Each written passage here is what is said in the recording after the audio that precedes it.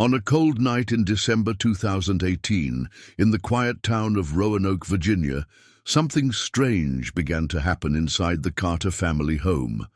In the silence of the early morning, an insistent sound broke the tranquility of the home, the anguished meows of a cat. Whiskers, an orange feline with vibrant eyes, refused to stay still. He paced back and forth, climbed onto little Michael Carter's bed, and pressed his nose against his skin, as if he were trying to find something invisible. At first, no one paid any attention. It was just a cat, right? Maybe he was restless for some reason, like hunger or cold. But as the days went by, his behavior became increasingly strange, obsessive even. He wouldn't leave Michael alone, waking him up in the middle of the night, meowing non-stop, scratching his chest lightly as if he wanted to get something out of there. The family found it all irritating. David and Lisa, the boy's parents, believed it was just a phase or perhaps a passing feline whim. Until one ordinary afternoon, Whiskers did something unexpected. He bit Michael, strong enough to leave a mark. It was the limit. At that moment, Lisa decided that the cat could no longer stay inside the house. But Whiskers wasn't acting without reason. The Carters would only realize this later, when it was too late. Before continuing this unbelievable story, a question. Have you ever noticed your cat acting strangely around someone? Do you think animals can feel things that we can't? Comment below. I want to know your opinion. Now, let's find out what was really going on in that house. Roanoke, Virginia, a quiet city surrounded by mountains and marked by cold winters and bucolic landscapes. In a quiet residential neighborhood, surrounded by houses with well-kept gardens and quiet streets, lived the Carter family. They led an ordinary life without major surprises, following a predictable and comfortable routine. David and Lisa Carter were devoted parents. David worked as a civil engineer, a practical man, and little given to superstition. Lisa, in turn, was a teacher at a local school and always had a more sensitive personality and paid attention to details. Together, they raised their two children, Emily, 14 years old, a typical teenager fascinated by social media, and Michael, just 9 years old, a curious and energetic boy. In the midst of the family's routine, there was one more special member. Whiskers, an orange cat with greenish eyes, adopted 3 years earlier from a city shelter. From the moment he entered that house, he seemed to have chosen Michael as his favorite human. Wherever the boy was, Whiskers accompanied him. During the afternoons, I would lie next to him on the couch, watching him play video games or assemble his toys. If Michael ran around the yard, Whiskers followed, watching closely, like a little guardian always on hand. For 3 years, this dynamic remained unchanged. An affectionate cat, a happy child, and a family that saw Whiskers as just another pet, without ever imagining that soon that Feline would start to act differently. It all started at the end of 2018. Small details, almost imperceptible at first, but which, when seen in retrospect, formed a warning that no one knew how to interpret. Winter was advancing in Roanoke, and the city's quiet streets were beginning to be covered with a thin layer of snow. Inside the Carter home, the warmth of the fireplace kept the family comfortable, and Christmas approached with lights twinkling across the neighborhood. But something inside that house was different, something subtle at first, but it would soon become impossible to ignore. Whiskers, the always calm and predictable cat, started acting strangely. He no longer chased Michael's toys or perched on the windowsill to watch the world outside. Instead, he started following the boy throughout the house, almost like a shadow, always paying attention to his every move. But what was most intriguing was his behavior when he approached Michael. He started to smell the boy's skin insistently, especially in the chest region. At first, this seemed like just a passing fad. Lisa even thought it was funny and commented that Whiskers was obsessed with her son. But the days passed. And the cat's behavior did not decrease. On the contrary, it became more and more intense. Michael sat on the couch to watch TV, and there was Whiskers, nuzzling his skin, sniffing restlessly. If the boy lay down on the bed, the cat would climb up and press its head against him, as if trying to identify something invisible. It was strange behavior, but no one saw any reason to worry. It was just a cat, maybe just playing, but then something else started to happen. Whiskers began waking Michael up in the middle of the night. In the silence of the house, when everyone was sleeping, the persistent sound of meowing cut through the tranquility. The cat would sneak into the boy's room and walk in circles on the bed, restless, as if it wanted to draw attention to something that no one saw. Michael woke up confused, moving in bed, trying to ignore the insistent sounds. But Whiskers wouldn't give up. Nights in a row he would return, meowing, touching the boy with his paw, insisting on his presence as if he were trying to communicate something. Things started to bother Emily, the older sister, who slept in the next room. One night, tired of the constant meowing, she took her pillow and blanket and went to sleep on the sofa in the living room, complaining that the cat wouldn't let her rest. The family began to think that Whiskers was just needier than usual, perhaps bored from staying indoors during the winter. Lisa even mentioned taking him to the vet, but as the cat seemed healthy, the idea was put aside. After all, it was just a cat. They didn't yet know how wrong they were. Whiskers' restlessness didn't stop. In fact, it was getting worse. If before he had just sniffed Michael insistently, now he seemed even more determined to get the family's attention. His meows became louder and more frequent, especially at night. He scratched the door of the boy's room without stopping, as if something inside that room demanded his presence.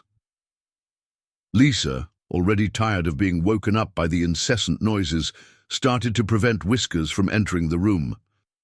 But that didn't stop him. The cat remained outside, scratching the wood, meowing relentlessly, until someone gave in and opened the door. When he finally managed to get in, he jumped straight onto Michael's bed, poking him with his paws, trying to wake him up. Furthermore, something new started to happen. Whiskers now used his claws to lightly scratch Michael's chest. At first it was just subtle touches, but as the days went by, the scratches started to become more visible. Small red streaks appeared on the boy's skin, which made Lisa believe that the cat was becoming aggressive. Michael, on the other hand, didn't seem to mind that much. In the last few days, I had been more tired than usual. He used to complain about drowsiness and body aches, but his mother thought it was just winter and the rhythm of the holidays. He would catch a cold, maybe the flu, nothing to worry about. Until one afternoon, something unexpected happened. Michael was playing in the living room when Whiskers suddenly jumped on him and sank his teeth into his shoulder. The boy's scream echoed through the house. Scared and shocked, Michael tried to push the cat away, but Whiskers held on tight, as if to stop him from moving. The noise made Lisa and David run into the living room. When they saw his son in tears and the cat quickly moving away, David didn't think twice.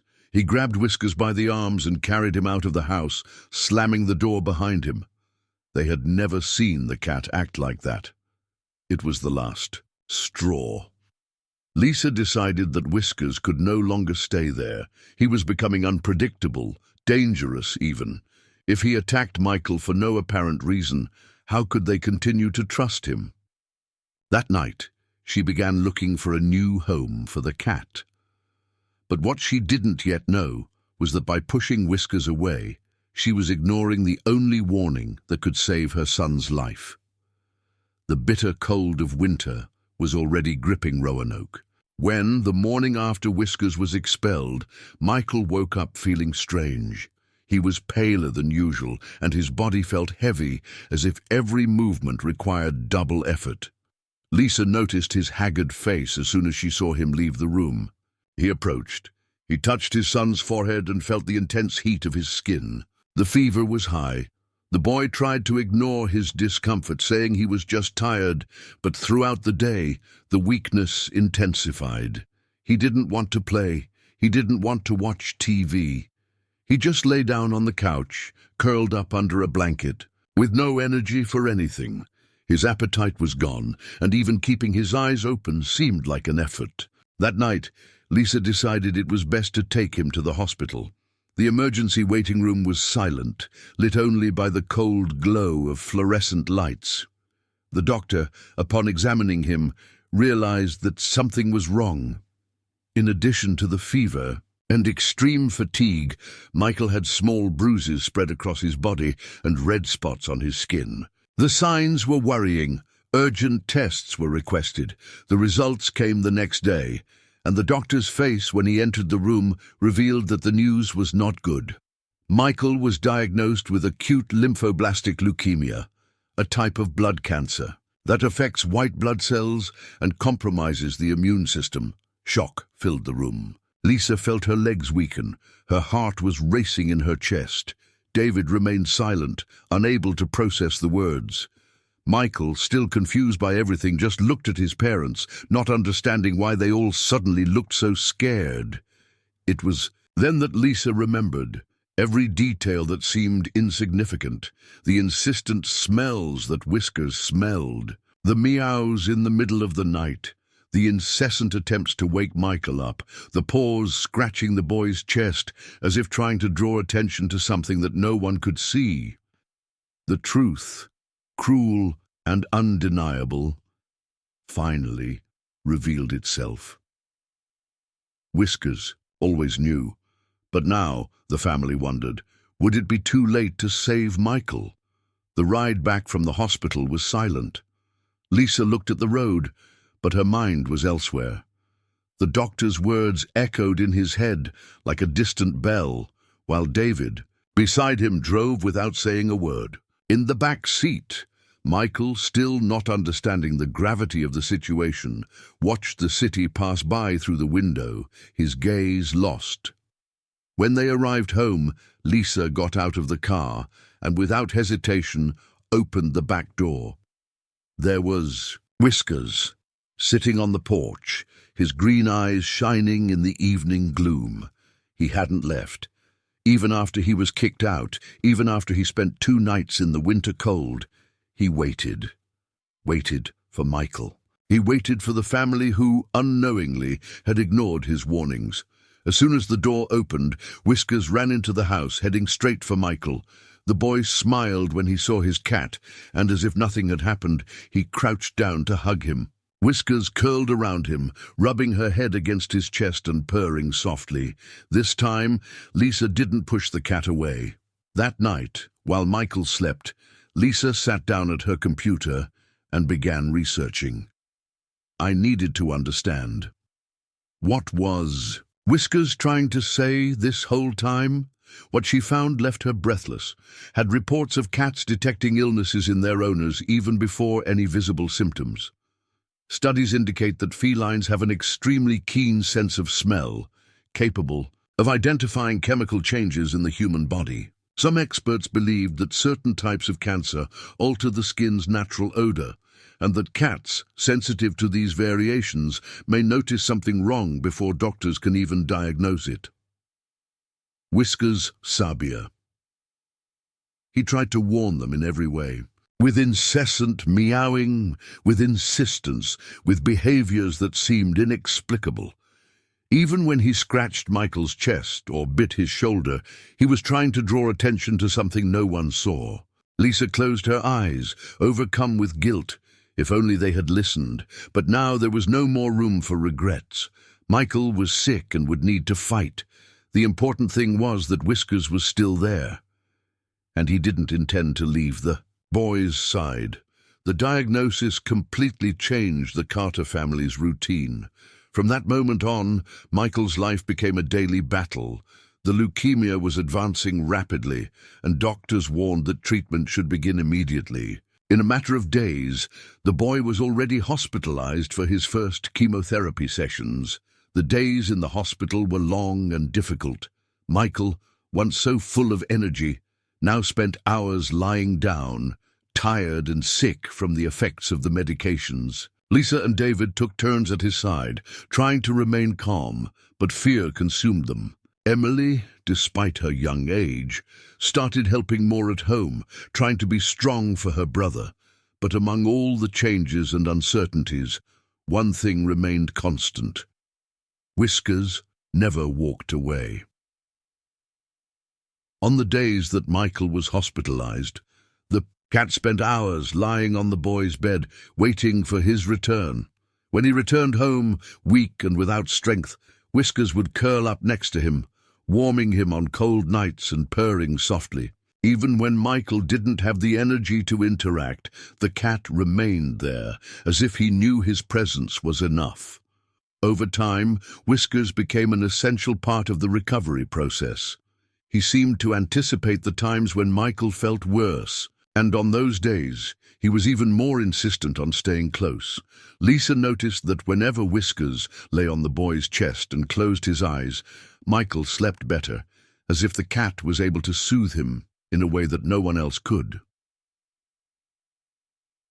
The months passed, and Michael continued to fight. Between chemotherapy sessions, trips to and from the hospital, and days of uncertainty, Whiskers remained there, tireless. He wasn't just a pet cat, he was a guardian, and then came the best news the family could receive. After a year and a half of treatment, doctors confirmed that Michael was cured. In May 2020, the leukemia had gone into complete remission, and the boy could finally resume his life. The battle was won. And throughout this time, Whiskers never left his side. Whiskers wasn't just a cat. He was a guardian. Throughout human history, there are reports of animals that demonstrated an inexplicable perception of the world around them. Dogs that bark desperately before an earthquake. Cats that refuse to leave their owner's side before a health crisis. Birds that abandon areas before natural disasters. Science still cannot fully explain how some animals seem to predict events before humans even realize something is wrong. In the case of cats, many experts believe that their extremely sensitive sense of smell allows them to detect chemical changes in the human body, perceiving changes that are invisible to the naked eye. What happened to Whiskers and Michael was no coincidence. For weeks, the cat tried to alert the family in every way possible. He knew there was something wrong. He tried to get their attention, tried to stop them from ignoring the signs. And in the end, when Michael needed comfort and strength to fight his illness, Whiskers remained by his side. Today, Michael is a healthy boy. He survived something that could have been devastating, and his family never looked at Whiskers the same way again. They learned to listen. Now I want to know, have you ever had a similar experience with your cat? Has he ever tried to warn you about something you didn't notice? Comment below, and if this story moved you, you need to watch the next video of the channel.